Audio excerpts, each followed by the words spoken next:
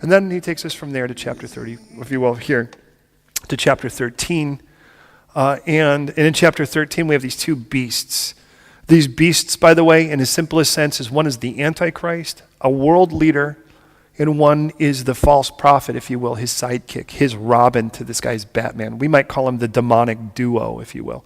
Now, you know what's weird is I've been a pastor long enough, longer than some of you have been alive, which is kind of scary. But I remember the first time I used to start sharing this information, and I really did sound more like a nut than I do today. Because 25 years ago, we didn't have a one world anything. I mean, do you realize what's taken place in the last 25 years? Things like, I don't know, like the internet. And you realize the difference? I mean, back then we were still spinning records, and it wasn't retro. I mean, it's radical, the things that have taken place in that amount of time, spanning the earth at one point, where we read in Scripture that the Antichrist will set himself up for the whole world to see. 25 years ago, what in the world was that? That was newspapers. If we wanted to make a phone call, we had a leash on that thing, and it looked like a barbell. Some of you were old enough to remember that. And if you wanted to go for a walk with that thing, you were only going to go as long as your cord let you. I mean, you know, there was like speedy ovens, but there were no microwave ovens back then. And then we got like really crazy things. Some of you remember things like Pong. You know what Pong is? Pong is like the great-great-great-grandfather to Xbox. There was one game, 2 paddles, and you just kind of let this ball go back and forth, and you kind of, and it, to be honest, because it was so revolutionary for us, it was awesome. If you had that in your house, you were cool.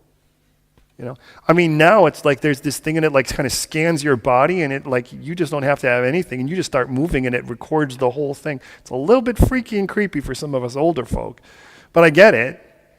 And now you're stealing someone's car and you're jumping off of cliffs and flying, and it's weird. Now, of course, you put on the glasses and you have the whole experience. I mean, back then Pong was it. Remember? I mean, we were cool when we actually, graduated out of 8-tracks and went to cassettes, and they were smaller, and that was cool. And then we got DVDs, and those were like, whoa, check this thing out. It's like little. I mean, now you don't have anything. Now we just kind of, we'd speak to our watch and say, download the latest, and that's it. How crazy is that? You know what cashless was back then? It was one thing. It was called a check. Right? That was it. That was all you had.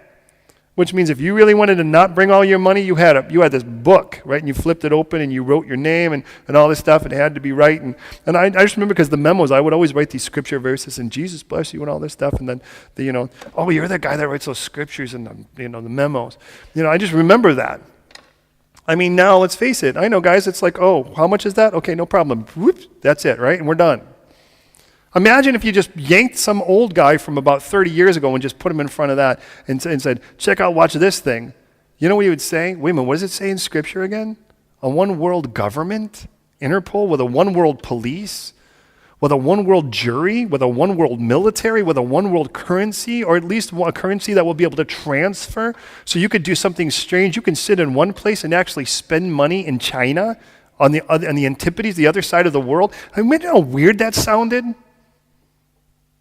And a guy standing up and saying, how about this? Go back a little farther, beyond my age, by the way. But let's go back 70, 80, 90 years ago when Israel hadn't existed for over a millennium. And you're going to say, hey, this is going to be a country again. And there's going to be a temple built. And there's going to be a temple built that the Israelis are going to stand in. And this guy is going to stand in the middle of it. He's going to get a 7-year contract. And then he's going to go somewhere in the middle of this. And in the middle of this, he's going to declare that he's the only thing to be worshipped. And the whole world's going to bow down to him.